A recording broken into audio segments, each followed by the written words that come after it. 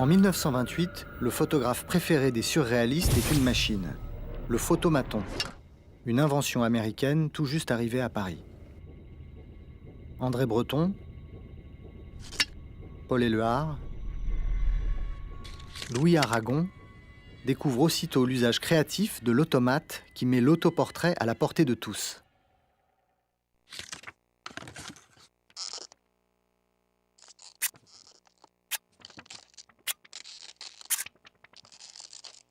Sur ces photos d'identité, le surréalisme a deux visages. L'un se veut absolument anticonformiste, l'autre terriblement sérieux, à l'image d'André Breton, son chef de file.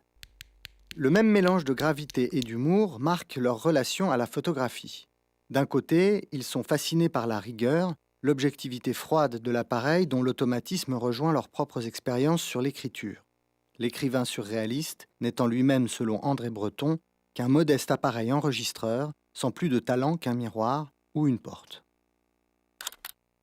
De l'autre, il se moque des prétentions de la photographie à représenter fidèlement le réel et s'amuse de la facilité avec laquelle on peut la détourner.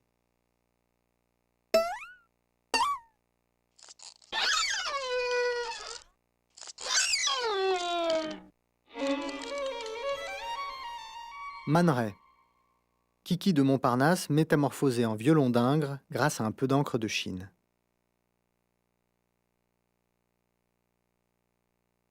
Rien ne donne autant raison au surréalisme que la photographie, écrit Salvador Dali en 1925. C'est le véhicule le plus sûr de la poésie, le meilleur instrument pour percevoir les relations entre réalité et surréalité.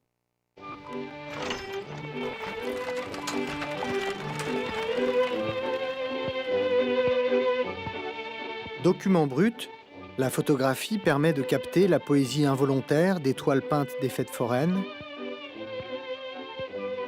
la rencontre imprévue, surprise par Man Ray, du chaboté du marquis de Sade au coin d'une rue d'Antibes,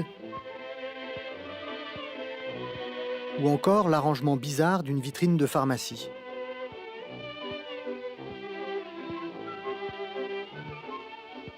L'auteur de ces images, le Tchèque Jindřich Styrský, photographie ces mises en scène désuètes en s'interdisant toute manipulation, toute intention artistique, pour enregistrer le plus simplement possible le surréalisme caché dans la réalité elle-même. Seule trace de sa présence, le reflet, à peine visible, de son corps qui semble tant bien que mal supporter la tête du mannequin barbu.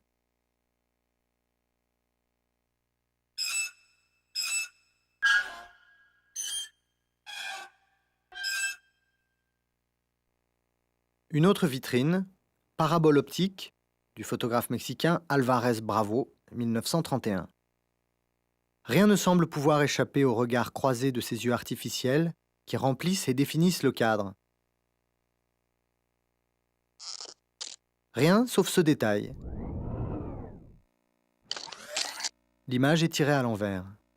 La photographie de la vitrine n'est elle-même qu'un reflet. C'est le sens de la parabole. La photographie n'est pas cette image véridique du réel qu'elle prétend être. Le monde qu'elle montre est truqué.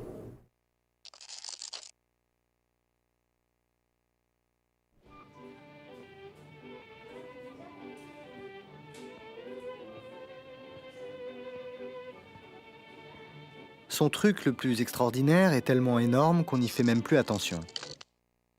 En figeant l'instant, la photographie supprime la différence entre l'animé et l'inanimé. Les objets les plus familiers, comme une robe mise à sécher dans une cour, photographiée en 1944 par Miroslav Hak, se mettent à vivre à notre place, dans un monde qui nous est devenu étranger.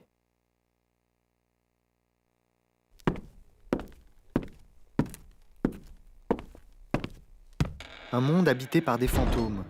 Celui-ci s'appelle L'Esprit d'Escalier, photographié par Marcel Marien en 1952.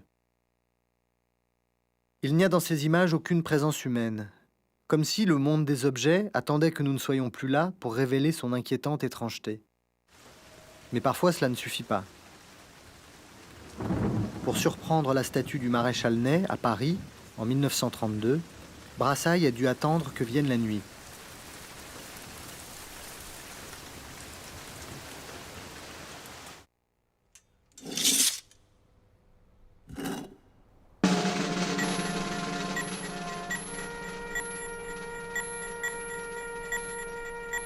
Sous l'œil du photographe, liés à jamais par le brouillard et par le cadre, la statue et le néon se font face, pareillement solitaires, acteurs d'une nouvelle histoire qui se joue en notre absence.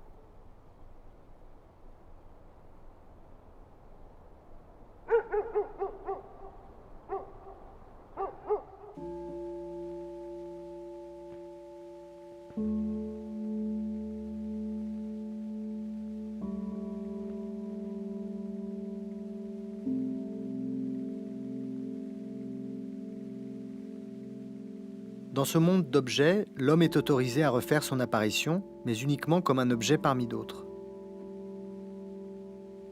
Claude Cahun, Étude pour un souvenir, 1925. La tête de la photographe est enfermée sous une cloche de verre, comme un bibelot protégé de la poussière. On retrouve curieusement la même idée dans une image de Man Ray, parue en 1930 dans la revue Le surréalisme au service de la Révolution, et intitulée Hommage à Sade, à ne pas confondre avec une autre photographie de Man Ray, parue dans la même revue un peu plus tard, Monument à Sade. Hommage ou monument, tout est dans la nuance.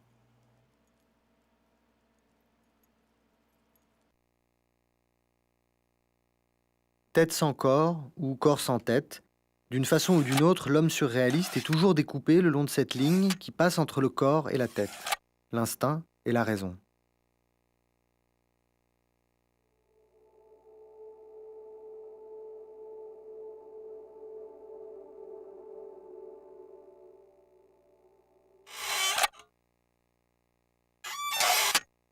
Magritte, Le Géant, 1937.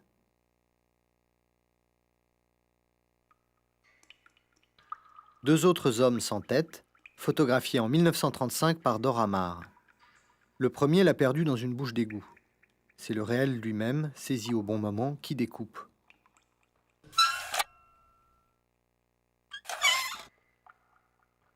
Mais découper est aussi une des propriétés du cadre, comme le deuxième personnage l'apprend à ses dépens.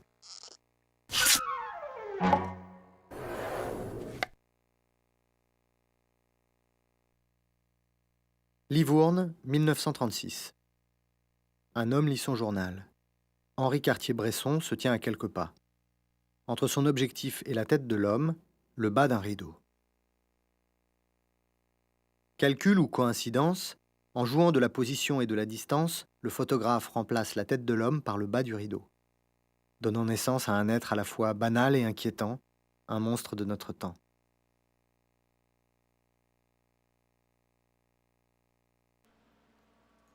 En 1936, André Breton publie dans la revue Le Minotaure un texte définissant l'esthétique surréaliste. La beauté sera convulsive, donnant en exemple une photographie de Man Ray dont il a lui-même trouvé le titre « Explosante fixe ».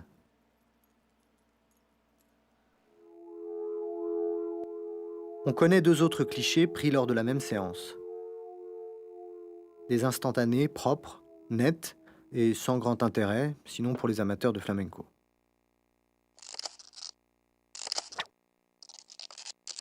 Explosante fixe est au contraire une image qu'un bon technicien considérerait comme ratée. Le mouvement, trop rapide pour les réglages de l'appareil, est flou. Mais cette imperfection, volontaire ou involontaire, on ne le saura jamais, libère l'image de l'anecdote. Ce n'est plus la danseuse proue de Pilar qu'on regarde, mais le mouvement lui-même, de l'énergie saisie, fixée à l'état pur.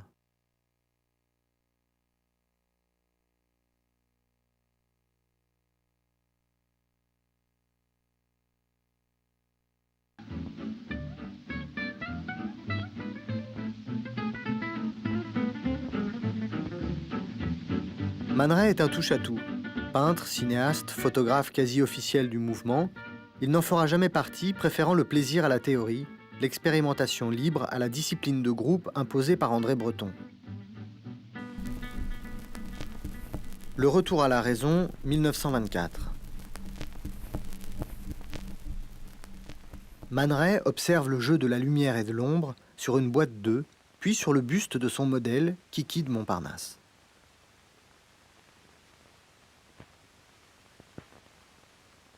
D'un photogramme de cette séquence, Il tire ensuite une de ses photographies les plus connues.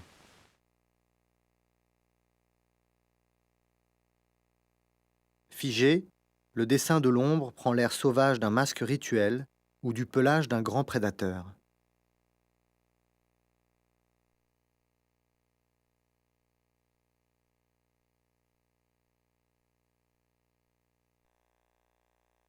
Lee Miller, un autre de ses modèles. En 1930, Man Ray la photographie de haut, le corps caché par un tissu noir. Mais ce n'est qu'un point de départ. Au tirage, l'image est redressée, puis recadrée et retouchée pour faire disparaître la matière du tissu. Enfin, elle est simplement retournée.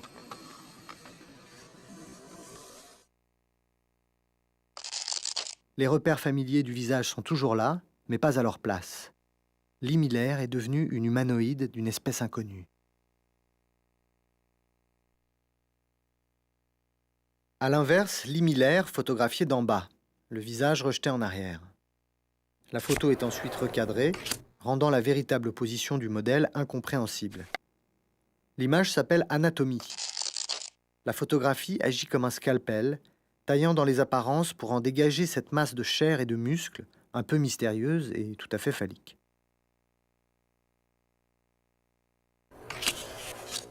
Appliqué par Man Ray à l'image plutôt kitsch d'un visage couvert de larmes de verre, le recadrage en laboratoire va de pair avec l'agrandissement du détail.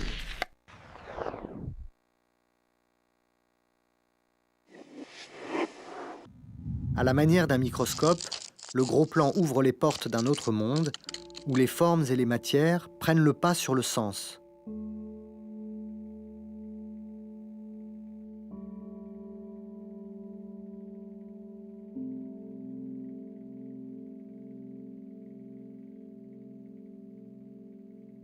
Le plus noble des animaux a cependant des corps aux pieds, c'est-à-dire qu'il a des pieds et que ses pieds mènent indépendamment de lui une existence ignoble, écrit Georges Bataille en 1934 dans un texte accompagné de photographies de Jacques Boiffard.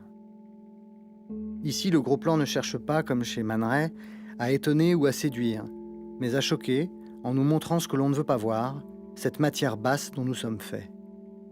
C'est une attaque contre l'œil de bon goût, une autre façon de libérer le regard.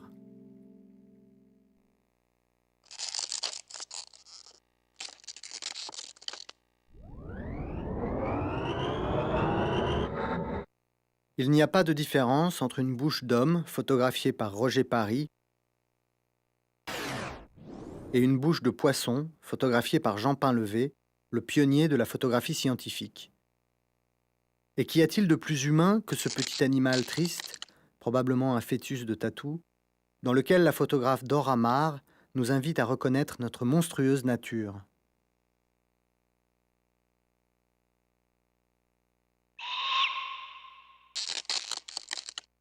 Jean Painlevé, autoportrait superposé sur une photographie d'araignée, 1929. Grossir le réel pour en révéler le surréel, dit Salvador Dali. Il y a dans ce grossissement une violence que l'œil humain ne peut peut-être pas supporter.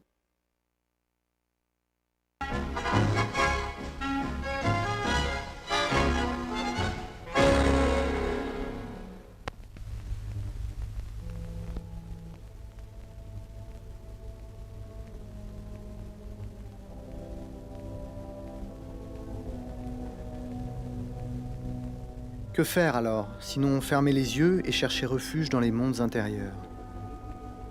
C'est l'autre versant de la photographie surréaliste, le réel attaqué par le rêve. L'optique et la chimie ne servent plus à reproduire, mais à dissoudre les formes stables du monde.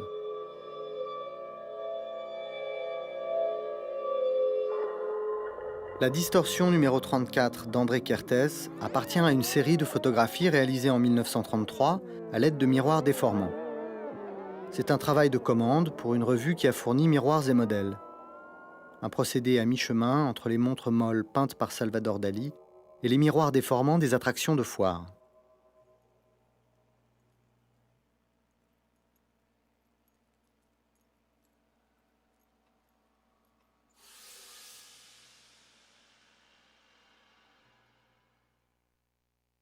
Plus simple, plus troublant, cet autre reflet photographié par Raoul Hubac en 1938.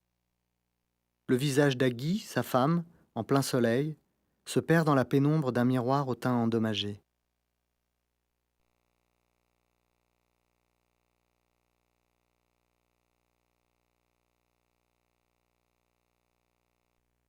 La photographie elle-même peut devenir un miroir où la réalité rejoint son reflet.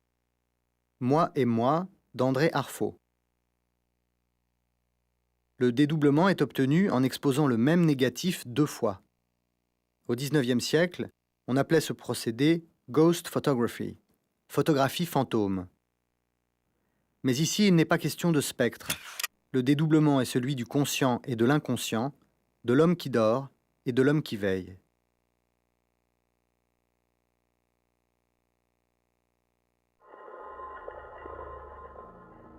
On peut aussi réaliser 2 négatifs différents et les superposer au tirage, comme l'a fait Man Ray en 1921. Sur l'un, une femme buste nue devant un mur recouvert de papier peint. Sur l'autre, le poète Tristan Tzara en haut d'une échelle, une hache et un réveil suspendus au-dessus de la tête.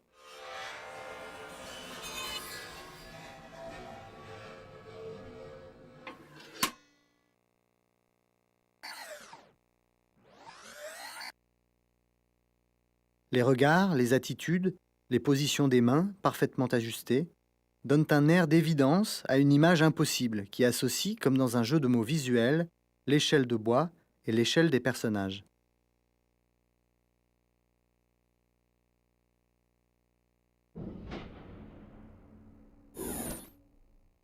Si l'on expose brièvement à la lumière une épreuve en cours de développement, on obtient une solarisation, une inversion partielle des valeurs d'ombre et de lumière.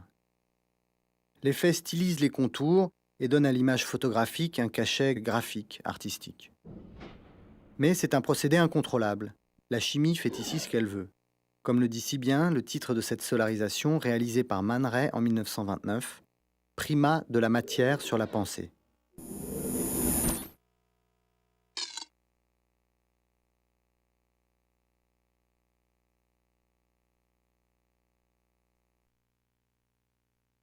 Un pas supplémentaire dans cette direction est franchi par Raoul Hubac. C'est le brûlage.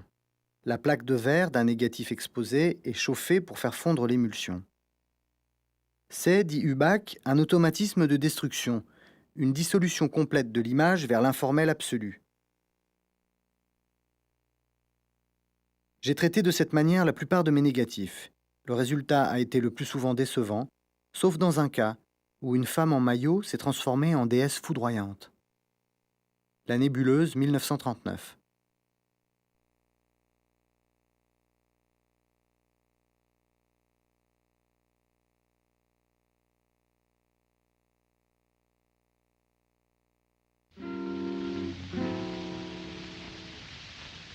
Après le photographe, reste à se débarrasser de l'appareil lui-même. Man Ray avait déjà expérimenté le procédé au cinéma. On déroule du film vierge en chambre noire, on le saupoudre de matériaux divers, sel, poivre, punaise, clous, ressort. On allume, on éteint, on développe, on regarde. La trace des objets, une empreinte, une soustraction de lumière. En photographie, Man Ray appelle cela des rayogrammes. Le baiser 1922. Une image réalisée en 3 temps.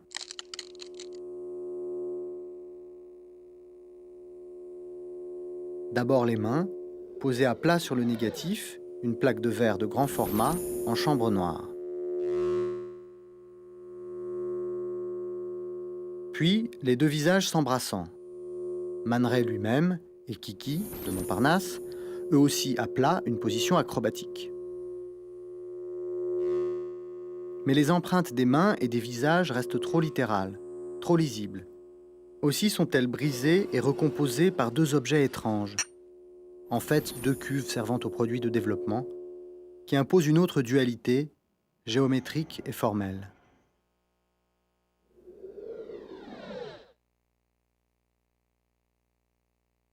Nous avons été aux antipodes de la photographie. Man Ray voulait la débarrasser de toute référence à la réalité.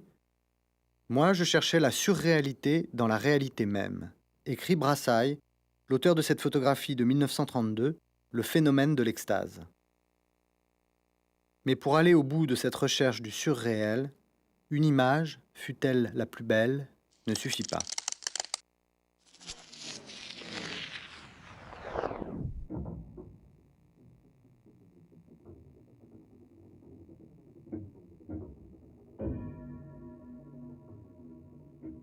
L'année suivante, la photographie de Brassai va se retrouver au cœur d'une autre œuvre.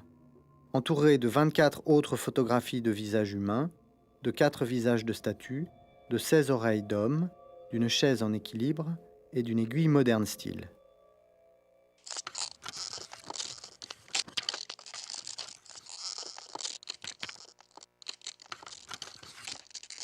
Le phénomène de l'extase, 1933.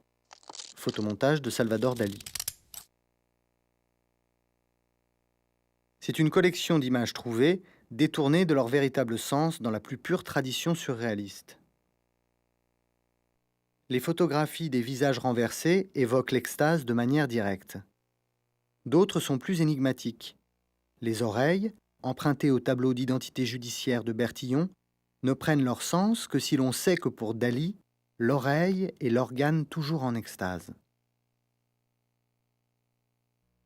Le groupe des 3 personnages vient d'une image pornographique dont on a coupé le bas. L'aiguille est un symbole phallique. La chaise, une œuvre de Dali photographiée par Man Ray, est là pour répondre à l'inclinaison des têtes. Les images sont assemblées dans une parodie de tableau synoptique qui habille le fantasme d'un air de rigueur. Il n'y a aucune volonté de faire beau. Ce qui compte, c'est le choc des fragments. Même la photo de Brassai ne résiste pas à la brutalité des coups de ciseaux et des raccords que rien ne dissimule. Ce n'est pas la réalité de chaque image qui est donnée à voir, mais la réalité de leur montage.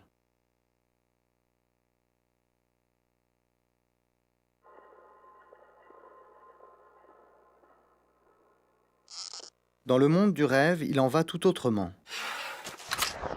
Ici, il importe d'effacer les traces.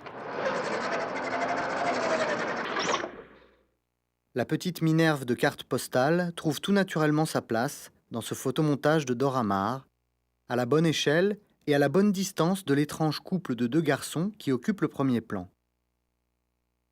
Impossible de comprendre qu'eux aussi ont été découpés et collés, et que le décor lui-même est un assemblage de 2 images de lieux différents, la position des 2 garçons masquant le faux raccord des perspectives. Tous les éléments sont fondus les uns dans les autres, à l'image des 2 corps dont la position semble à la fois réelle et fausse.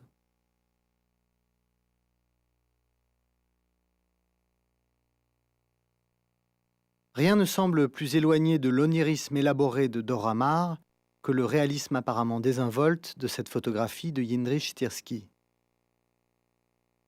Pourtant, ici aussi, tout repose sur l'ajustement méticuleux de 2 plans. Le plan réel de l'estrade, avec la chaise et les instruments abandonnés par les musiciens, et le plan imaginaire de la toile peinte du fond. Styrský relie ces 2 plans en réglant la hauteur de son appareil, de telle façon que le haut du dossier de la chaise coïncide avec le fil sur lequel marche la petite funambule, créant une passerelle entre notre monde et le sien.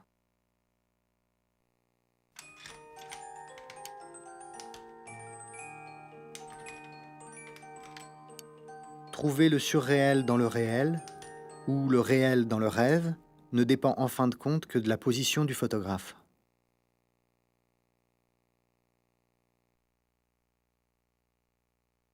Et, puisque les surréalistes aiment les détournements, qu'on nous permette, pour finir, de pirater ce bateau destiné par Dora Maar à une réclame de lotion capillaire, pour le dédier à tous ceux qui, selon les mots d'André Breton, ont su mener à bien la barque photographique dans le remous presque incompréhensible des images.